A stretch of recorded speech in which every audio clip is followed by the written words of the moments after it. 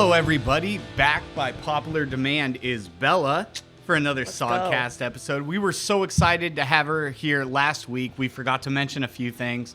We hit 100 subscribers, which is huge. It's been a long grind, and we finally eclipsed that century mark. That was super exciting. We also forgot to mention Jackie Robinson Day, which I was kicking myself. American hero, part of baseball history, human history, and we didn't give him the respect he deserves. So sorry for not mentioning that. Jackie Robinson Day, such a cool day and such a cool part of history, all wearing 42 that Ken Griffey Jr. started too in remembrance of Jackie. And then on top of that, just more great Mariners baseball, more wins, more stuff to be excited about. We've got plenty to talk about this episode. Thank you all for joining us. Hello, everybody. Welcome back to the Sogcast. I'm Patrick. I'm Garrett. And I'm Bella. Bella's back. We heard, we saw the views. We heard your comments. Bella is back. It took a lot of work to get you here the first time. It was about a year. I think the last 2 years we've talked about it, and then last year almost made it happen, and now we're here. So try to make this a thing. Glad to have you back. Thanks for having me again. Of course. So going back all the way back to last week with the Blue Jays series, started road trip series win. Rowdy Tellez, who we were very critical about. We might owe him an apology or two. I'm going to hold off on the apology, but he did have a revenge series against his old team, and he showed out the whole series. 3 home runs, grand slam in extra innings. I mean, he kind of wanted to stick it to his old team, and we saw that. And he, the brick wall. Oh, my gosh. Oh, dude. Angie called him a padded wall. I thought the highlights for him couldn't get better than last week, watching that horrendous slide into the attempted slide. And then I was like, man, it only gets better watching him practically knock dude out. It's like a Tweety Bird Stars moment. I mean, he didn't have to do anything. Dude knocked himself out. Yeah, I just stood there. Just didn't even faze him. Oh, man. But yeah, I mean, getting to hit a home run in every game of the series. I mean, 2 home runs, 1 grand slam. Just love to see the turnaround. So, I mean, take the criticism, you know? Yeah, he heard what we said. He was like, I got to fix some. He took it to heart. Yeah. And he took it to the field, and he showed us. It reminded me a lot of when Ocho Cinco tried to tackle Ray Lewis. Yeah. And shit did not I tried go. to hit Ray. I tried to hit Ray. Bad move. Bold attempt. Yeah. So, well, on the Rowdy Tellez topic, though, I guess if we have to choose between Rowdy Tellez and Donnie Barrels, Tough choice. Solano, we have to go with Rowdy, right? I mean, Absolutely. he's at least... You should also call up Locklear. 100%. And Still with bounce you on on that. Donnie Locklear's Barrels. been rolling. Yeah. And, of course, now that we criticized Solano, he's going to hit a walk-off home run tonight. And I love it. I hope so. I hope so, because this whole team has been contributing. After losing Robles, after losing Bliss, our leadoff hitter, one of our fastest dudes, great second baseman, we're in the gutter right now. We need help. And then, oh, man. Ben Williamson comes up Oh out my of God. nowhere. He's getting it done. The whole team is contributing, except for one man still striving and thriving and fast as he can. What's that Cake song? He's not going the distance. He stinks. Donnie Barrels is not good. It's not coming together. Not at all. It's just, everyone else, like you said, is producing. Everyone else is getting it together, playing that small ball. All the little contributions together we're winning games. And he's only one. It's nice to see all those great, this early in the season, oftentimes we don't see as many, not that your batting average is everything, but it's nice to see at least a few of guys above 300 and like everyone sitting at healthy batting average. It's kind of nice. And then there's Solano. Also, there was a play, this is more recent, we'll get into this, during the Boston series, but Solano was playing first base, and it was a bad throw from Leo Rivas, and Solano went to field it over the bag, and he got taken out. He got bowled over. That wouldn't have happened to Rowdy. Nope. Sure wouldn't have. Let's see, the Blue Jays series, Dylan Moore wins AL Player of the Week. Yes. That's Well huge. deserved. We were talking about how he does it all, and that very well reflected in him earning that for the week. Definitely well deserved. That was awesome. So great to see Dylan Moore win it. And the previous AL winner was Ty France for the Twins. So former Mariner, current Mariner. Love to see that, and Dylan Moore getting the recognition he deserves. He's been on fire. I have noticed he kind of has a weird split, though, where he dominates left-handed pitching and right-handed pitching, not so much. He's kind of a handed matchup kind of guy, kind of like how Scott used to mix and match everyone to play the handed matchups. Demo is a pure, he feasts on left-handed pitching, and right-handed is not quite the same. Yeah, he's hitting 225 against right-handed and 385 versus left-handed. Yeah, that's substantial. Yeah. That's one where it's like, all right, maybe you really do take the matchup into consideration, right? Versus sometimes we're like, all right, does it really matter? Yeah, I mean, we dealt with that so much with Scott being like, oh, who cares if a player's 3 for 3 today? Oh, that was the most frustrating thing to watch. And it's nice that I kind of like, again, how Dan is making his moves. We're still seeing quite a bit of pinch hitters, defensive replacements late in games, but it makes more sense now than it did with Scott, where it seemed like Scott was just reading analytics off a sheet of paper instead of having a feel for the game. Mm-hmm. And if there's a left-handed starter, Dan is going to keep all his lefties on the bench that day until the later innings. He's going to throw all the lefties at him. Yeah. He's done that a couple times. Which is like, okay, whatever. Whatever works. We're winning games. The Mariners have won 5 series in a row, and the last 3 series they've lost the first game and then won the second 2 to win the series, all on the road trip, which is crazy. It was such a good road trip. I was like, dude, if we win 5 of these games, I'm going to be really happy. If we win 6 of these games, I'm going to be through the roof. And I'm through the roof. I'm pretty stoked. And seeing how early of a leadoff we're getting. Not just waiting. It's like nothing happens first half of the game. Then we get into later in the game. Then finally something happens the last few innings. It's like just coming out hot has been so nice to see, especially taking the lead in the first in a couple games. It's like, oh, thank you. I love this. Especially at places like Fenway where you can be up by 8 runs and still not have a comfortable lead. Yeah. And I mean, the Red Sox are a great team. They mash in that ballpark. And honestly, like Bella just stated, Mariners jumping on leads early, scoring early runs in games. None of this 0-0 into the 7th inning. We're seeing a lot of early offense. And it's just kind of nice. And we always talk about hitting being contagious. And you start with early runs on the board, and it kind of piles up as the game goes on. And yeah, great series in Fenway. That was a lot of fun. Way to take that. The Mariners have not won a series in Fenway Park since 2014. That's wild. 11 years of showing up, getting your ass kicked, and just going back like, we'll get them next time. No, you won't. It'll be fine. No, you won't for 11 years. And I Crazy. saw an interesting stat with Hancock and I believe Wu with the back-to-back quality starts. Mm-hmm. The Mariners had not had back-to-back quality starts since Jamie Moyer and Freddie Garcia in 2001. The last time the Mariners had back-to-back quality starts in Fenway. That hurts to hear a little bit, but that's so crazy. Just constantly just going in there, just knowing your starters aren't going to get it done for 2 decades, and change it. The momentum is going in a different direction. I mean, the Mariners are playing great baseball. It's a lot of fun to watch. We're still in the top 2 or 3 in stolen bases. We're number 1 in on base percentage. We're in the top 3 in home runs hit. A lot of offense. And we were so concerned that it was just going to be pitching centric again, right? Mm-hmm. Our pitching is going to lose a lot of 2-1 games and stuff like that. And that's kind of how the season started. But the past 2 weeks, that it seems like a distant memory now. For sure. Yeah, they gave us that earlier this week about how we had, I think, one of the most games that were just so close.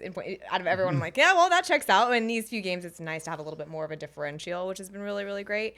And also, too, and we talked about our strikeouts, that being a big issue. We had so many strikeouts last year and seeing less of those, which has been great. It was funny I think it was Sunday's game. Yeah, we had 18 strikeouts and still won that game. Kind of wild. It's like we're trying to reverse this, and it's normally you'd see that and you'd be like, "There's no way they're winning that game. That's insane." And for us to have won that game was kind of wild. But it was still, still would love to see those numbers go down. But hey, like if we're still putting bat to ball and getting crafty and getting guys on base and getting them home, who the hell cares? That was a big all or nothing game. Yeah. I actually have a note on that game too, with the Mariners striking out 18 times, 12 hits, 8 runs. Literally, they were either striking out or hitting the hell out of the ball. Mm-hmm. And that was the game also that Julio, he ended up getting a double on a strikeout, or was it? Yeah, he struck out and the catcher dropped it, and he ended up getting a double on striking out. So you don't see that every day. It's like you struck out, but you low-key got a double. So whatever gets it done, I guess. Very crafty game for sure. Little League doubles. Yeah. Big part of the Mariners game. That Fenway series was a lot of fun. It's the most recent, easiest to talk about. Alex Bregman, former Astro, still a Mariners killer. He was all over that series, hitting the hell out of the ball, home runs, doubles, tons of RBIs. But Mariners came out on top. So, if you can like handicap a star, so a star still has a star series, but it's not enough to win them the games, that's a win in my book. Yeah. And he clearly doesn't have the support staff around him with his team. It's like he's out here killing it. He probably feels like a one-man show almost at times, which, we've had our moments where we feel like we have just one or two guys really out there doing it all, and everyone else is like, all right, guys, we gonna show up or what? That dude has seen the Mariners so many times. He knew exactly how to play that game. Yeah. Just wasn't enough for the Red Sox. There was one interesting thing. Weird to see him in red, too. It is. Or white and red, whatever it is. Not orange. Not orange. Not with the Houston Astros logo all over them. I don't know how many Mariners fans showed up to those Fenway games, but I was listening on the radio, and I did not hear a lot of boos. Whenever I hear Alex Bregman, I expect to hear boos. I'm sure that will carry over when the Boston comes to town. Oh, yeah. Mm-hmm. Oh, yeah. Because the Mariners fans seem to hold the grudges against like the big three, I would say, which is Alex Bregman, Jose Altuve, and Carlos Correa. The big three. And like Yordan Alvarez, but he wasn't part of the cheating scandal. Just so we just good. hate him because he's so good. Yeah, I think there's a lot of respect for Yordan Alvarez because he's a monster. It's like you just are really good. And yeah, that's how I feel. Like I hate Yordan because he's so nasty. He's never done anything shitty to be like, oh, that guy's a scumbag, or but should have heard the things he said about your sister. That's kind of how I feel about Maybe like that'll change your Bichette mind. on the Blue Jays. I don't know No, why. he I seems just have like a this good like for Bichette, just because he's like an Altuve in a sense, but he hasn't had like the cheating scandal. But he's just like kind of a smaller dude, and he just rakes in everything. Like he's just really good, and just we've just had those moments with him where I'm just like, man, I call him Bichette, but it's fine. It's fine. But thankfully we kept him at bay too. He wasn't too much of a menace for us this series, which was really, really nice.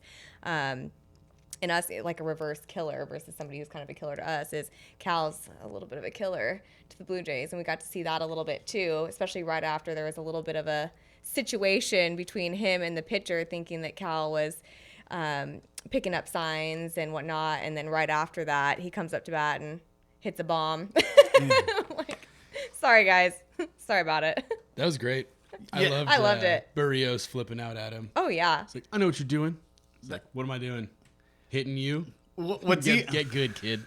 What's even funnier about the sign stealing Sign stealing. it's not ridiculous. relaying signs allegations from just the Blue Jays pitcher is the fact that the Blue Jays manager was like, yeah, if they're able to see our signs, we need to hide them better. That's a problem, bro. Yeah. That's a you problem. You're not hiding them well enough. What it's signs? They're using pitch comp. It's not like he was even looking at the catcher. The homie Barrios probably had his glove out in the open. So like if Cal's looking at it, he's starting his pitch out like this or like this, and Cal's like, hey, inside slider, Like the one arm fastball. swinging the other. I saw the breakdown. Yeah. So the John Boy breakdown is really good. But yeah, they're not stealing signs like from the catcher. No. The And even pitcher's, then, like, it's not illegal covering up. anyways. So And that is also why even before PitchCom, there's a reason why the catcher, if there is a runner on second base, the catcher will switch up their sequences because relaying information is part of the game. What the Astros did with the trash can banging and all that and using cameras, that's not part of the game. But there's a reason why coaches on third base do, all this, and they don't just yell, "Hey, steal!" Because the reason why they have to hide it is because if this meant steal, anytime you did this, people would know what's happening. So you have to hide your signs and stuff like that.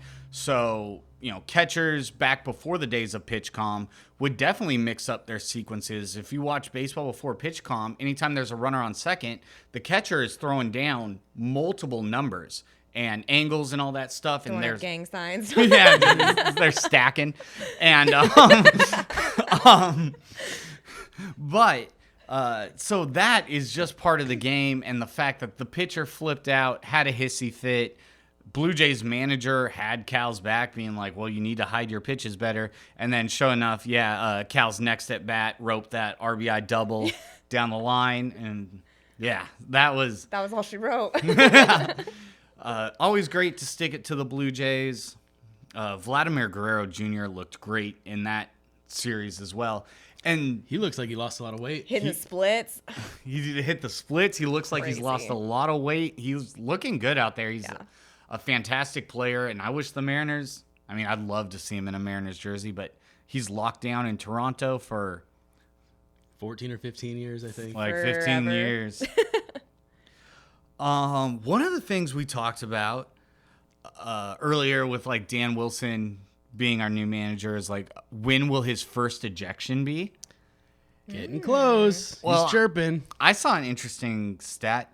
Dan Wilson has never been ejected once in his career. Never as a player. First time for everything, my friend. Let's so go. When he finally gets ejected as a manager, that will be the first ejection in his entire career. I think we got to throw a party for that. I hope he gets a big pop. Oh, yeah. Yeah, finally. Let's go. He's got it. Because, he does have such a more chill demeanor about him, which, makes sense as to why he's never had one. But that just means that when it's time, it's going to be time. Yeah. And it's going to be so worth it. Because if you get a man like that to that point, you done fucked up. Uh-huh. That'll be cool. Oh, yeah. Can't wait. I'm ready for it. Who's gonna make the mistake to disturb the beast? I feel like it's gonna have to be an home plate umpire just having a shit game behind the plate, just a lot of missed balls and strikes, and then he's gonna have to use that magic word. You fucked up. You're out. You're out of here. Yeah, there's some controversial calls just in baseball this week too. Not for us so much, but just in broader baseball, there's some big controversial ones. For You got some good ones? Controversial. Judge's home run. Oh, I saw that. I didn't see that one. It was a home run over the pole. Totally looked like, he crushed it so much that it looked like it cleared the pole, and it should have been a home run. They called it foul. They reviewed it, called it foul. And Judge and Aaron Boone both had some stuff to say about it. But, we've ran into those issues before of, like, when there's replay review of something and they still get it wrong. Right. What's the recourse? You know what I mean? Is there, they just it is what it is, That's just baseball. Yep. Just go on to the next game. Keep it pushing. There's many more to play. Pretty much. But yeah, it'll have to be something like that, and I'm just really. I'm gonna be so excited. Me too. It's gonna be awesome when Dan finally gets that first ejection, and hopefully he gets his money's worth more than Scott. Scott never had that fire. Dan also calm demeanor kind of guy, but I would love to see him. Let's get a Lupinella hat toss in there. Let's take first base out of the ground and throw it. And just take it home. Lou. Let's kick dirt on the plate, make him get the little broom out and dust it off. Let's get an Earl Weaver situation. I watched that clip. Oh, dude, I watched that just a couple good. days ago. You haven't seen the Earl So Weaver good. clip, you got to pull that up. It's my favorite baseball clip, I think, of all time. Classic. You better get going, Earl. You're here for one reason. Oh, yeah, What's Earl. Go check it out. I'm going to be in the Hall of Fame. Hall of Fame of what? Fucking up World Series? Bill Holler, something like that. The umpire roasted Earl Weaver. I loved it. That is a great one. I'll knock you right in your nose. You're not gonna do shit, Earl. That was a different time. Yeah. Let's see. Other Mariners news. The Mariners have used 36 players so far this year. That's nothing. That is the most in baseball this season. And it's kind of weird. Like I watch every single pitch of every single game. I'm always there, and I'll still see a reliever come in, and I'm like, who the hell is this guy? I've never heard this name before in my life. Like, Legumina.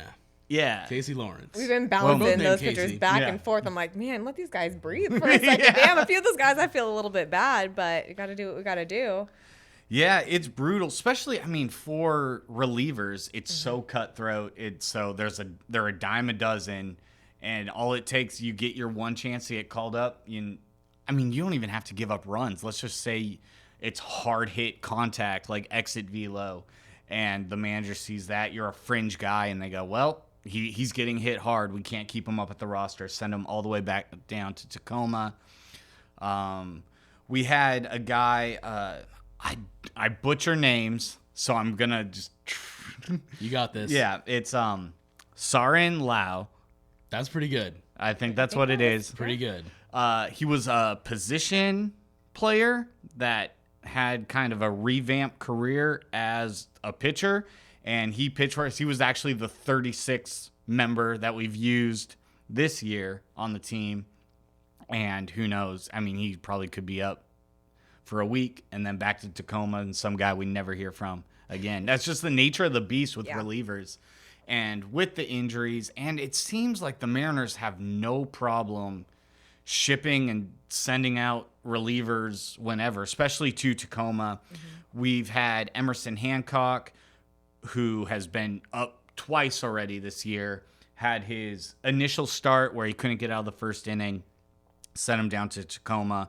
Then we had Luis F. Castillo come in for 2 starts, and he did fine. And then sent him back down. Emerson Hancock back up. And Hancock has bounced back immensely. He pitched great this week. Fantastic. He started so bad, and then he's had 2 good outings. He did. Yes. In a row. It's a little early to tell, but it's nice to see that turnaround a little bit. And you could tell he was fighting for it, too. He was like, he wanted it so bad. And when he was slipping, you could tell he was getting a little frustrated with himself. But he hung in there. He had pitched a good game. Yeah, for sure. It gave us a chance to win. He had what we need out of him. Did you say Luis F. Castillo did okay? He did not do okay. That dude stinks. He did okay. No. It wasn't terrible. I don't like him. Yeah, but the thing is, Mariners pitching is so good that when a pitcher does okay, we're like, what is garbage? Yeah. He did okay for a call-up to come in and do a couple spot starts. He's no Tommy Malone, but my boy Tommy Malone. We love Tommy Malone here at the Sogcast. Lefty, I think. But Hancock, check Hancock with his start in Fenway, 6 innings pitched, 5 hits, 2 runs, 2 walks, 7 Ks. He faced trouble a whole bunch in that game, pitching a lot with traffic on base, and he got out of it. What hand is left-handed? Hey, there you go. Look at me, Tommy Malone fan. But yeah, it's really nice to see Emerson Hancock back up and doing the damn thing. He's had experience at the major league level before, and so I kind of like that. After that first atrocious start where we were like, does he even have what it takes? Got sent down, comes back up, and he's proven that he does. And, it's all moot anyways because George Kirby hopefully is back sooner rather than later, but it keeps getting... I think he's throwing live BP this week, I believe, to see how he does there. And Brash, it sounds like Brash is real close to being back as well. They actually went and saw his parents, I think, while they were up in Canada. Nice. Has he been throwing? Has he been playing games? Yeah, he's been playing games in Tacoma. Yep. Mm-hmm. Good. Yep. That's good. We need him. He's been playing, so he, I think, is coming soon. Kirby, they keep not wanting to give a date so much, and, they don't want to promise, but he is throwing live BP this week, so we'll see how that goes. Not giving us a date a little update though is not a great sign. Yeah. Like, oh, I don't want to put a date on it. And like, so it's so gonna be it's a a minute. while. It's gonna be a Okay, got minute, it. yeah. Yeah. Well, and this is another thing that's concerning with me about the George Kirby situation is, he's throwing a live bullpen. He's about to, face live hitting. He's about to get into game speed. He should be back. And then they're like, oh, well, he could be back in like May or June. And it's just like, clearly something isn't right. And it's a more serious injury than we thought. I'm going to be quite peeved if it turns out he had a soggy arm this whole time and he needs Tommy John and misses the season. That would be devastating. Fingers crossed that's not the case. And if anything, hopefully, I'd rather see him take a little bit longer to really get something all the way versus come back a little too soon and then you really fuck something up and then you're really out of it. Like, okay, I'd rather see you back in June and you be back fully and be good than the alternative. So You got to keep these dudes healthy. Yeah. Especially your, number 3 starter? Yeah. something like that, yeah. I would say because you Maybe probably 2? I don't know. I'd probably go Logan. Logan, obviously our ace, and then I would put Brian Wu as our 2. I would say Miller is our 5th. I have Sure. I'm still waiting for this dude to get cooking because I've been saying Bryce is my guy this year. I I called really it. like Bryce Miller. Wait, it's early. I called You it. called it. You called nothing. I called that Wu would take a step forward and Miller would take a step back. And again, not saying Wu is a bad pitcher. Our worst pitcher is better than a lot of teams' number 4 starter. Facts, yeah. Like we bring up guys from I would say Tacoma. our worst pitcher is a lot better than team's number 3 starter and a lot of teams number 2. Yeah. I mean, there's so many teams throughout the league that literally have one ace. And, it kind of warps our thinking on pitching, especially for the last 2 years. We've just been stacked with so much stellar pitching that we don't really know what it's like to have a 5th starter that is probably going to lose the game. That he's just out there because your other 4 starters need their rest. Yeah, just the way the schedule has fallen. Yeah. Yeah, so you have a 5th guy that comes out. He's going to eat innings. He's going to go 4 or 5 and give up like 5 or 6 runs, and that's what you expect from him. The Mariners are so blessed that that is not an issue we have. Yeah. Literally every single one of our starters we know can go out and win the game. Right. Wu's been working hard. He's been working so hard. You could tell his outing. He looked so good out there, giving us the innings we need. We talked about it last week You of said how Wu? Wu. Yeah. About how, just one game where, we have to pull a guy super early and that can set us back the whole week. This week, we didn't have those issues. Everyone was able to give us at least the amount of innings we needed, so we didn't have to completely tax our bullpen, even having one game going into extra innings. Yeah. We still were able to stay pretty healthy, I feel like, in terms of just the usage of everybody. Yeah, this week was great for us. Our starters were awesome. We didn't have to go reliever, and especially because Dan loves rotating out those relievers, so we didn't have to worry about a reliever in the 5th, 6th, 7th, 8th. Bella's right, we didn't really have that this week, which is great, especially because tonight the Mariners are back at home. I've harped on this so many times. East Coast to West Coast games without a travel day in between. I hate it. We can talk a little bit about the scheduling. It's weird that we had a day off in between Toronto and Boston. That was weird. Those places are so close. Right. We could have easily just played through it. But we had to go through And customs. I don't care. And then you give us a day off for the travel back to the West Coast. That would have been great. And then I think this coming week we have a 2-game series where we have a Monday and a Thursday off. Yeah. So Dumb. We don't need that many days off. I know. It's like, make the days off more reasonable. Like the travel days, not the day off at home and before a 2-game series. it's almost like a day and a half off too, because Wednesday's game's a day game, so we'll be finished super early, and then they have Thursday off, and then they'll be in Texas on Friday. So it's like a day and a half almost. Wow. It'll be a kind of a light week for them, so to speak, and then they just do a lot of bouncing around between really on the West Coast where Texas is Cali, home, Cali. So kind of nice. Weird how in baseball terms, Texas is the West Coast. I know. I mean, Not even it's close close. enough. It's not going to the East Coast. It's No, not yeah, as far, travel wise. I love going to the West Coast of Texas and the Houston Astros also in the AL West. I've actually been kind of hoping for a complete divisional revamp, Totally change, mix it up. mix everything, especially now that the NL and the AL, because they used to have different rules. I know, depending right? on. That's stupid. You think the Giants should be the American League? I would love the Giants, I think it would be awesome because We could have a cooler rivalry. that would be cool. I'd love to have, although let's keep the Dodgers in the National League.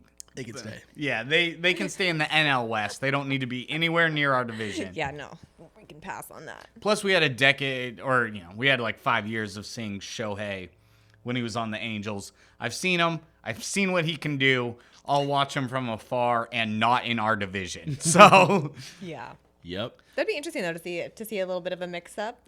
I think it would be good for the game. And baseball has recently made changes. Was it 2-3 years ago now, where they made it so every team plays each other?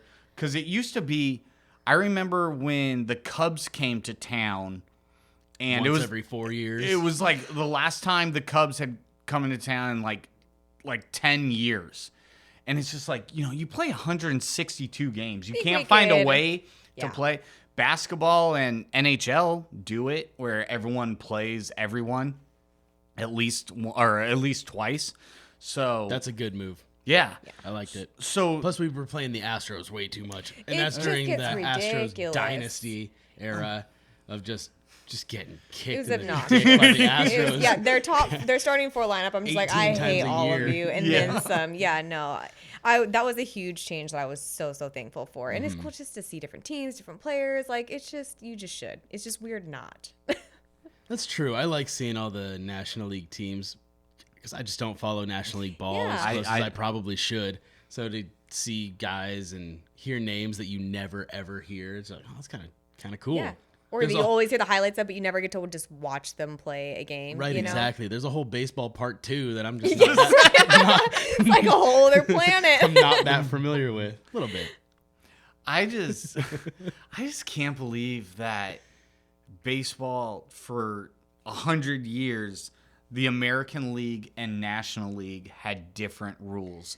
That's just chaos to me in my mind. And if you were playing in the World Series, if you were playing in the National League stadium, your pitchers had to hit. And in the American League, And that is the wildest, change of all rules that are different. That is the one that would always just throw us for a loop anytime we had to play that way. And it's like you see King Felix up there, and you're like, "What are we doing?" Oh man. It's Yeah. always just so nerve-wracking having your pitchers have to go up there. It's like you want to put him in a bubble. You don't want him on the base. You don't want him sliding. You don't want him doing none of this nonsense. Well, and that's the thing too. Literally, when AL played interleague games, the pitchers would just stand there. They had no intention of swinging the bat. You know you're pinch running them. Yeah, and they would just stand there with their jacket on and everything. And you're like, what are we doing? What are we doing? I am pro universal DH. Yeah. I've always loved it. Yeah. And for the people that are like, well, Madison Bumgarner could put a charge into one and hit a home run. Yeah, he hit 5 home runs. He also had a career 98 average because he's a pitcher. Yeah. That might be underselling it a little bit, but pitchers don't hit. If they could hit, they'd be fielders. Not everyone can be Shohei, okay? Not everyone Seriously. can be the unicorn of baseball. This being a starter is such a specific thing. Yeah. That's a whole game in itself. You don't have time to play 2 games, you know what I mean? No, truly. And that was It's a different side of the ball. There's different things you have to do. another thing the National But League. Bartolo Colon, though. Yeah, and every once in a while a Yeah. pitcher put a charge into one. Bartolo Colon's home run is an all-time classic. moment, but it's just like it's so few and far between, and people love the like strategy of, oh, I love that your pitcher is dominant through 6 innings, but he's coming up in the bottom of the 6th with 2 runners on, and you need a run here, so you're gonna pull your pitcher from the game to put in a pinch hit. Yeah, like I hated it. We're pro universal DH in this house. For sure. Also, what do you guys think of our division being like, I think the tightest division right now in terms of there's really no stragglers, right? Like we're all pretty dang close. I mean, and it's early, so that'll change, right? I'm sure, somebody's going to pull back but it's kind of interesting. We're all pretty tight. There's nobody just bombing it. I think the A's are playing the Rangers. They either just wrapped a series or they're still playing right now. And I think the A's beat the Rangers, which is awesome for us. Oh, let's go. A non-threat beating a threat within our division is always good for us. And I low-key always hate, I'm glad and it's not us, but it's also been us at times when it's like the team that's last in the division when they're just dog shit, where it's like, can we just go home? Can we just call it season? Can we just be done? Like, can we 10-run rule the whole season? 10-run rule the season. Yeah, because I'm out. Feels bad. But the AL West is the tightest race right now. The Mariners are in first place. You said you weren't going to mention it because you didn't. We are tied for first place with the Texas Rangers with 14 wins and 11 losses. And the Athletics are all the way in last place with 12 wins and 13 losses. So, I mean, game for game, it's going to just keep everyone moving around every night, pretty much. And then there is the joke of the NL West, where the Padres are in first place with a 17-8 record. Very nice, good. Very nice start to the season for the Padres. Also, the Giants are 17-9, and then there's the Colorado Rockies, they love Easter. Their record is 4-20. Wow. I mean that.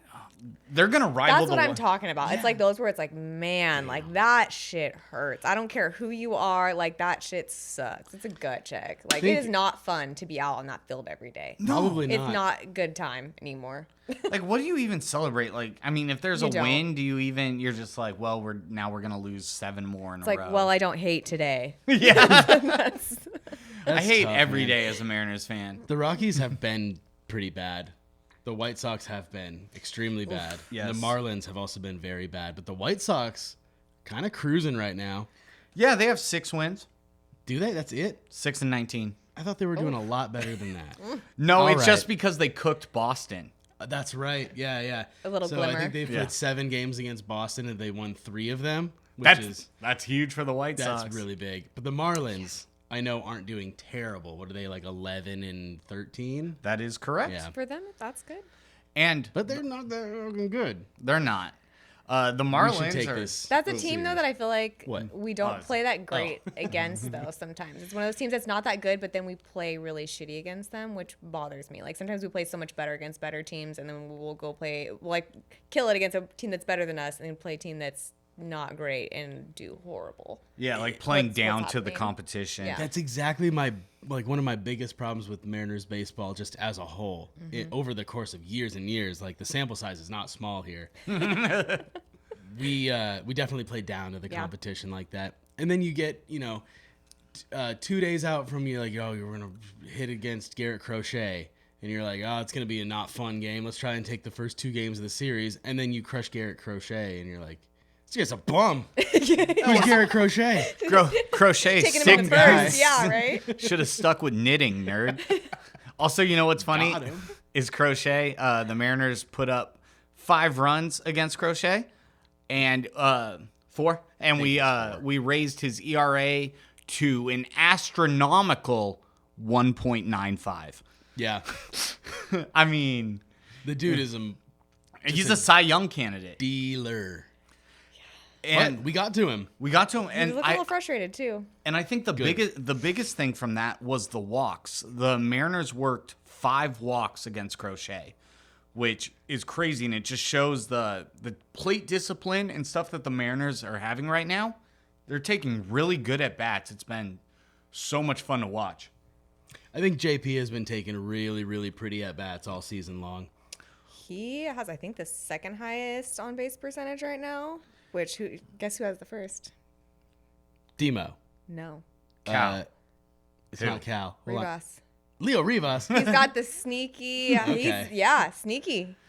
He had a pretty good series in Boston, too. He put a charge into a few, made a couple cool plays, and he had the bad throw that got Solano run over, which isn't good, but it was kind of funny. Yeah. And everyone was okay. It's not like anyone was hurt, so it was just kind of a funny thing.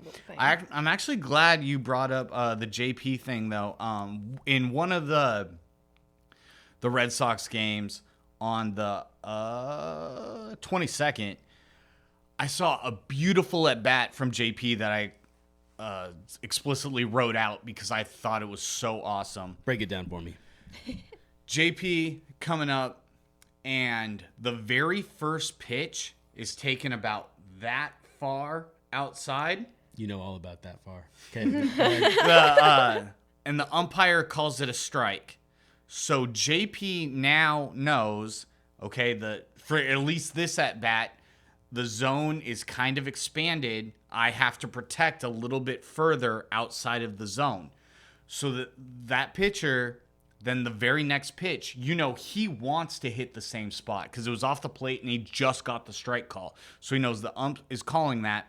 And JP is also aware of that. So as the pitcher tries to attack that spot again, JP extends, gets it right over a 2 RBI single on an at-bat that he was immediately handcuffed at, right? He's immediately at a disadvantage, knows he needs to expand the zone.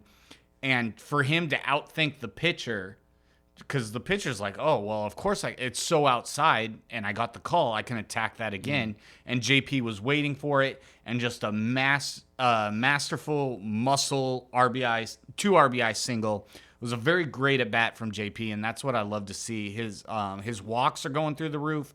Yes. He's starting to take a lot better at-bats.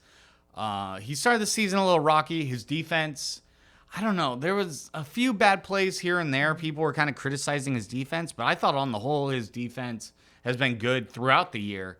Always good to see JP becoming hot and staying hot. And I mean, 1 through 9, we don't really have a full weak spot in the lineup right now. That is so important for us. Yeah. Like you said, our great hitting has carried our shitty pitching, just like we drew it up.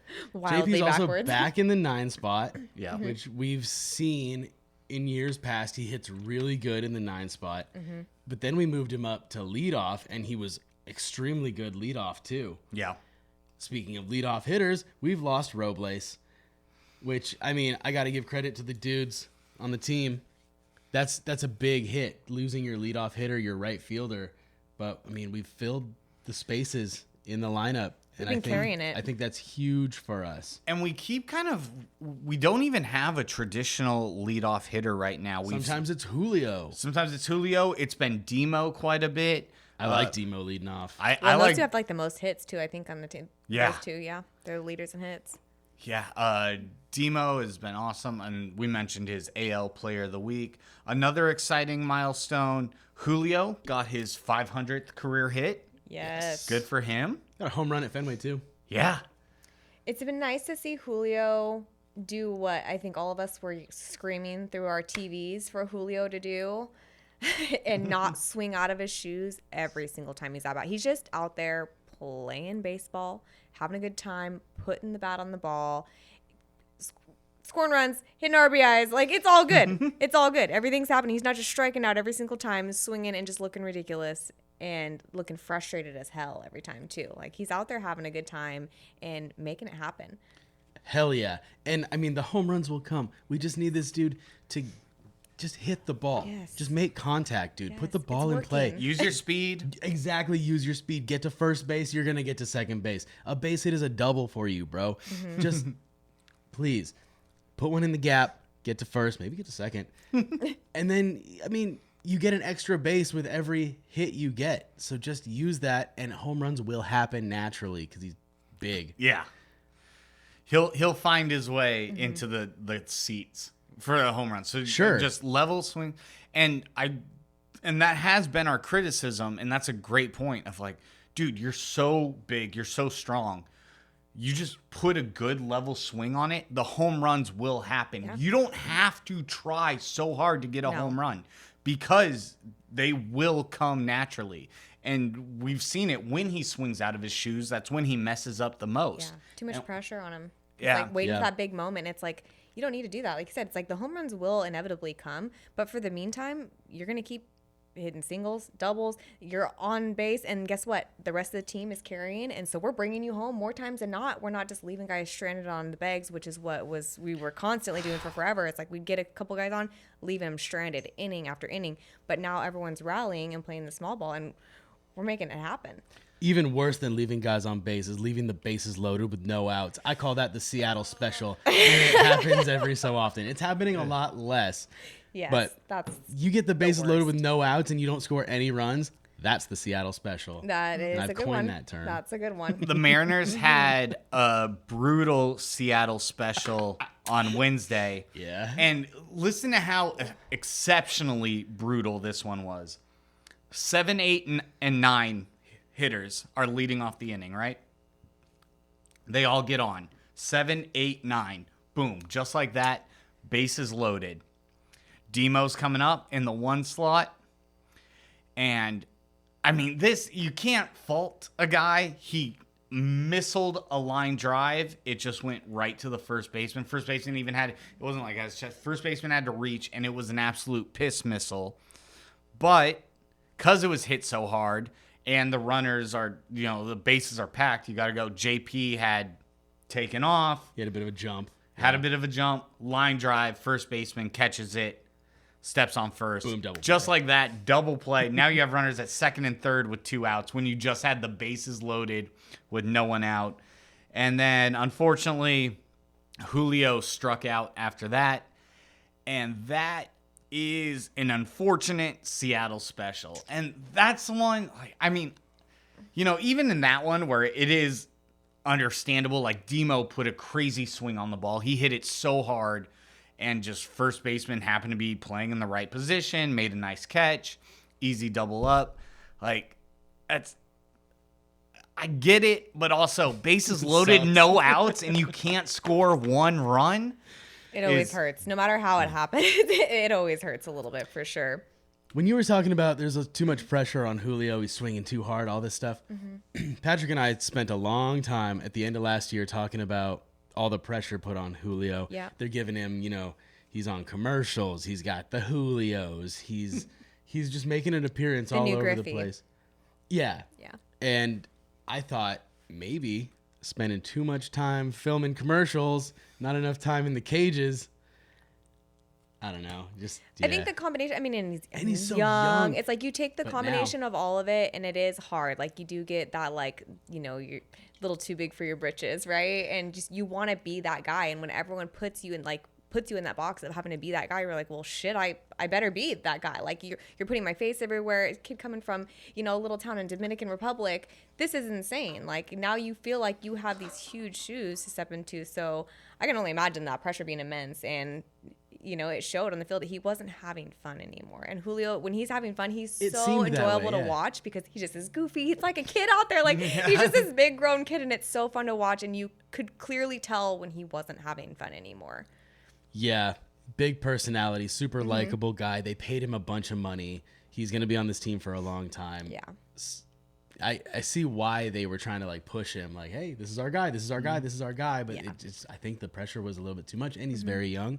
Now we have this Cal Raleigh extension, and dude is everywhere. And they're doing the same thing with him. I noticed the same thing. I'm like, oh, well, All it's the the Cal show. commercials. Yep. But his performance hasn't really dwindled. Right. Because, he's had a few more years to settle in. It's like Julio, that happened to him on his rookie He's year. And they were like, at established. first, oh, maybe just a sophomore slump. And they were like, well. But for Cal, and I think just mentality, I think Cal is just kind of a whatever, dude. I don't think he lets people into his mental as much as maybe other people do. He seems like a whatever dude, but Yeah. dude is tapped in. Yeah. Super, super smart, like just laser focused. And I don't think he lets a lot of the exterior get to him. I think he can block things out really well and like Yeah, for compartmentalize. how chill he seems, I bet what goes on up here is just like To be a fly on the wall in that brain of his. Well, we've also seen Cal when he hasn't been as calm. The famous clip of Matt Brash shaking him off, and he goes out to the mound and has a talk with Matt Brash, and it is not a pleasant conversation for Brash. Cal has a lot of stuff to say, and Brash looks like a kid in preschool that just got caught like. Well, I bet. I don't remember which one of our announcers they were talking. I think it may have been before the game, one of the games, and they were saying how a big part of our pitching staff and some of the decisions and whatnot, a big part of it, you got to give credit where credit's due. And Cal's a big part of that. Oh, yeah. About, he runs the game so much more. I was like, you don't understand. I was like, that guy's out there and he's keeping those guys in line and he is dictating so much more than people think. And it was nice to really see him like kind of give props to Cal and like give, pay homage to like how high his baseball IQ is and how much he really is out there, being just such a pillar for those guys too. And so it was good to get a little extra on him too. Yeah, no, for sure. He deserves that. And then touching on your earlier comment about like Julio having more fun and stuff, I think a big reason for that is because the rest of the lineup is producing. So he doesn't feel like it's all on his shoulders anymore. Like, I have to come up and hit this big home run. It's all on me. Now he can take smarter at bats because he knows that the lineup is producing around him. It's not a one-man show. It's not a two-man show anymore. It's not even Julio and Cal. Like, one with through Randy, Demo, just one after the next. They all have a chance to hit the previous guys in. Just get on base. That's all you got to do now. It's easier for the hitters. You don't have to swing big all the time. If you're on base, chances of you scoring are pretty good. Yeah. Which is not how Mariners baseball has gone for so long. You can't rely on your 6-7 hitters to even get base hits. You're like, well, before they even swing, you're like, well, I don't feel good about this. Just skip the inning. We used to have like, what would it be like Carson Wells, Michael Saunders, and some guy coming up, Mike Zunino. And you're just like, you know what? Zunino's not some guy. I love Zunino's Mike Zunino. Zunino is okay. Zunino is a Sam Haggerty. That's Sam Haggerty. It's someone that you love and you wanted to do well, but the numbers just never showed for it. That's what Zunino was. He hit a bunch of home runs. He also struck out a million more times and couldn't Haggerty, do much. To me, is some guy. I love me some Ham Swaggerty. I know you do. Where is he now? Oh, God. You don't know. Working at Foot Locker. Poor guy. Let's see. One last thing I really want to touch on. Ben Williamson. I was hoping that was what you were going to say. Yes. Coming up out of nowhere, we did not think that we were going to call up a third baseman. We knew Polanco wasn't getting it done at third. He was hitting, so we need to put him in the lineup. But his arm strength, obviously, he just could not play third base. And he's dealing with his injury stuff. So we knew Polanco was out as our third baseman. And I thought we were just going to rock a steady platoon of Demo and Miles Mastroboni. And I was fully expecting that. We wanted a replacement at first base. We wanted Locklear to come up. And at the time, we wanted Rowdy bounced.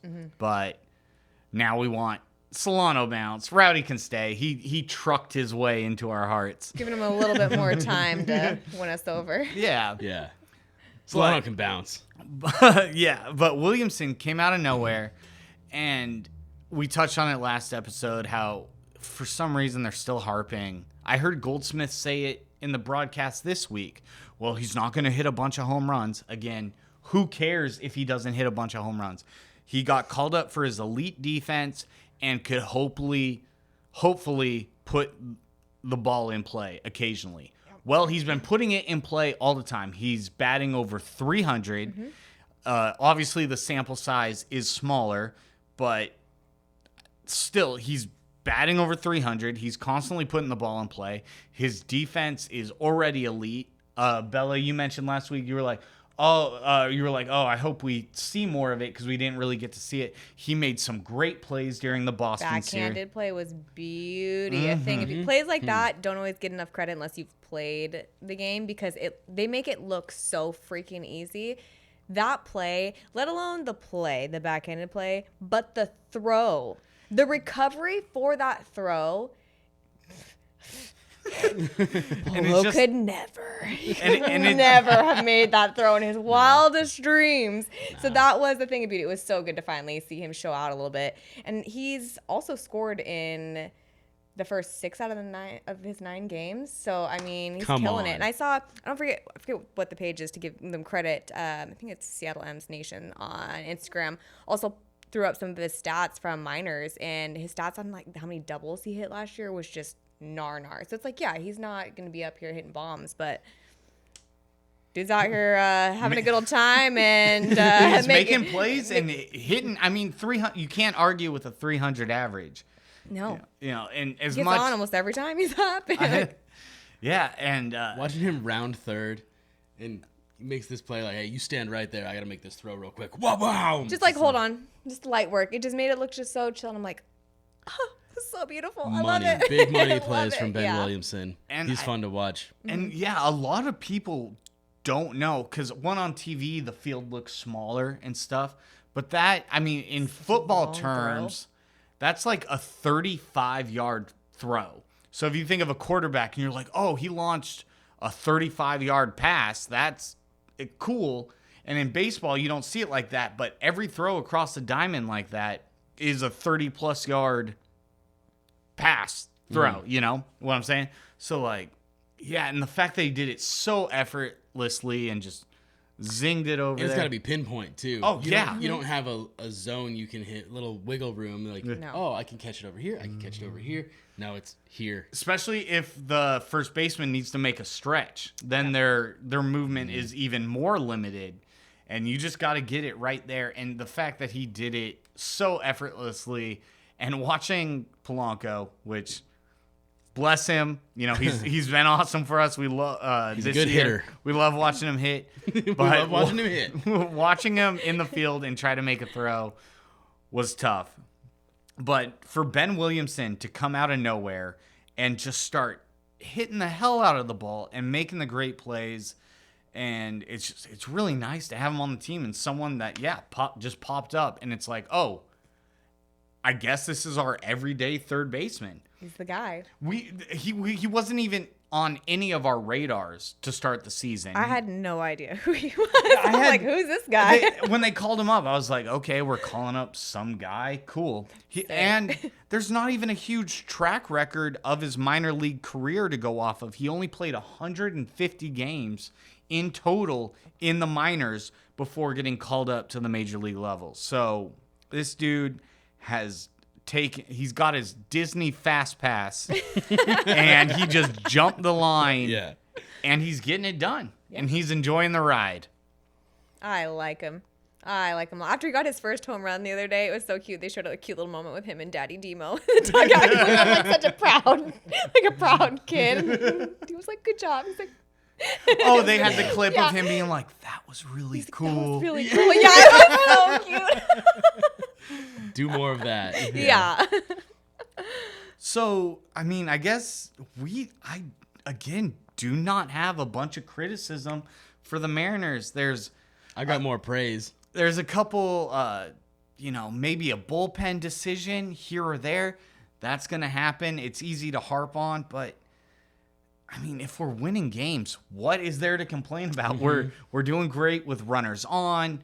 We're making plays, stealing bags, getting walks. It has just been a fun start to this season.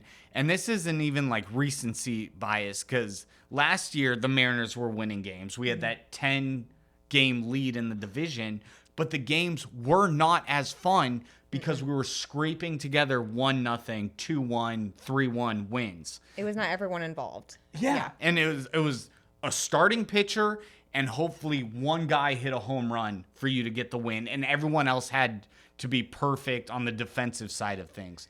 This year, everyone's hitting the ball. we're stealing bags like nobody's business.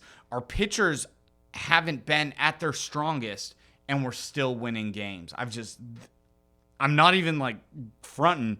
This is the most fun I've had watching Mariners baseball in I don't even know how many years.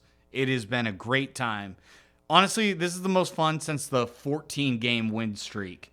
I agree. In 2021. That's fair. I'm having so much fun day in and day out waiting for the Mariners to come on and watching the game and just having a blast with it. It's gritty fun ball, but not like gritty in a way it's like, one-run games, but like they're just all out there just doing the damn thing and everyone contributing, and I love to see it. Hell yeah. It's more fun that way. Yeah. It is. I might have a new favorite Mariner this week. Oh, snap. Oh, who you got?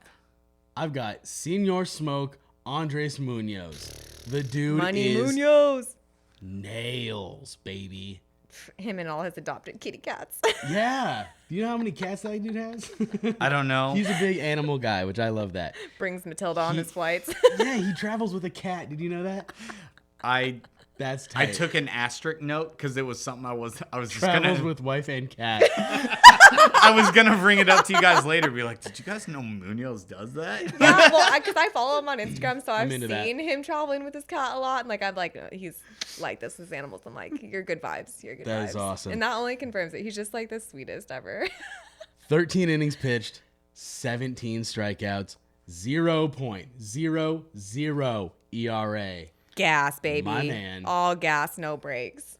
I love it. And he's so soft spoken too. He's just like, I just try to go out there and do my best. I just play- want to pet my kitty. And I love my mom and my The faster I wife. strike this guy out, the faster I can go pet my cat. I mean, he's Seriously, he's just the sweetest awesome. soul ever. Yeah, he's But super. he's just lethal, just a killer on the Right? mound. He sounds so cool, talking, just chill guy, and then he's just like, just a murderer out there. Did you guys see the final pitch of the final at bat in the Boston series? And the guy fooled on a slider. Also, this poor bastard that was up to the plate facing Andres Munoz. He's a rookie. R.I.P. Okay. He's a rookie. And it is mid-afternoon in Boston. So the shadows of the stadium, it's like of the 60 feet between home plate and the mound. And It's 6 about inches. Yep. It's about 40 feet of pure bright sunshine and 20 feet of pure dark shade. And Munoz Such a fucked threw up spot to be in. and Munoz threw this slider at this poor innocent child.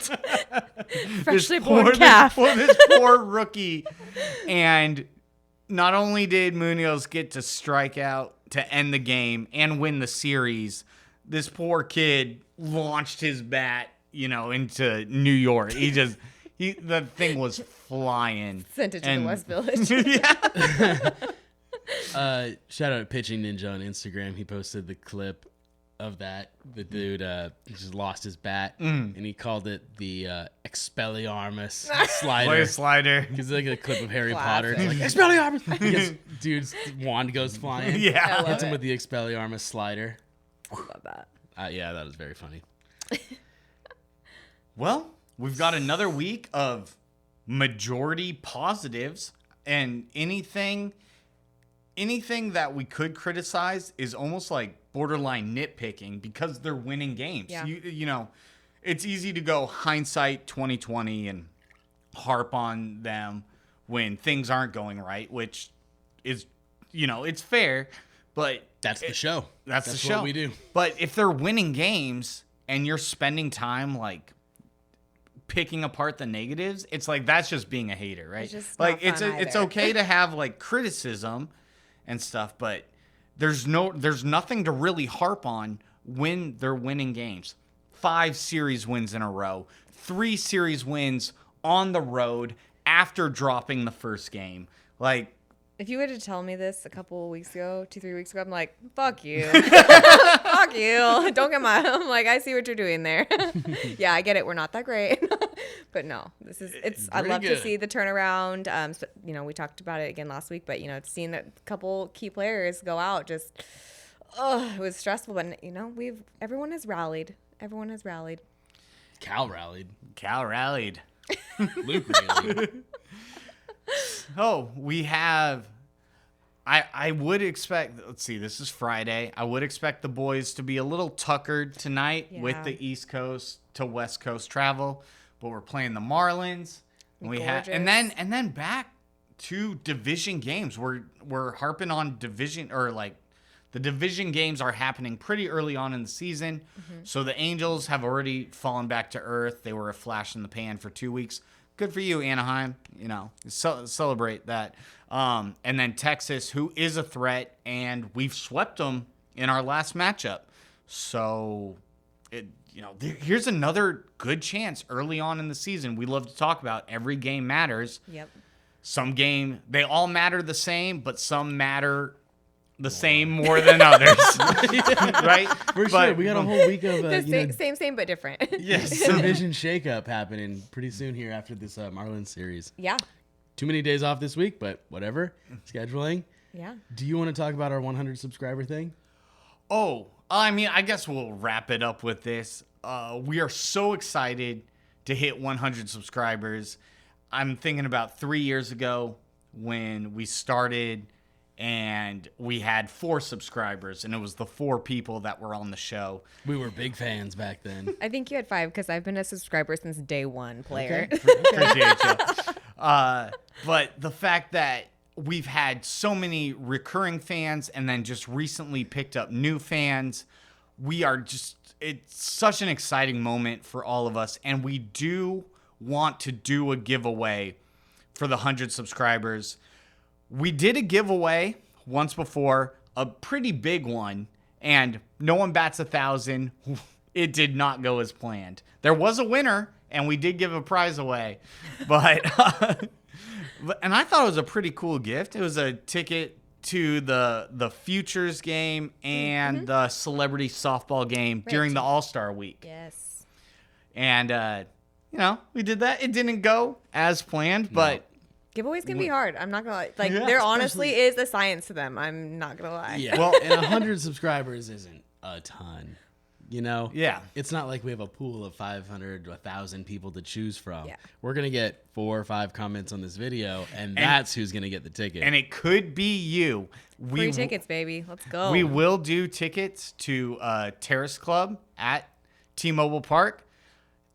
I think next week we'll come back with the stipulations of that. Yeah, we will figure that out. With all your exact rules. Because we don't want it to be a strikeout with the bases loaded like our first giveaway was.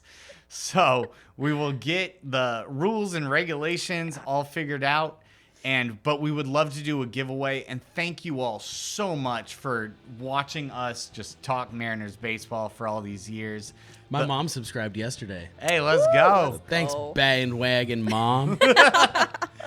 Thank you all so much for being a part of this. Thank you to Bella for Thanks joining so much.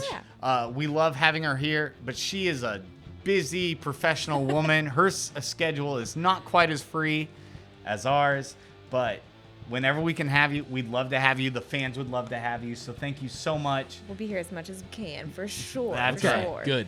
And as always, we will be back next week to talk all Mariners with you. Thank you for listening, and go Mariners!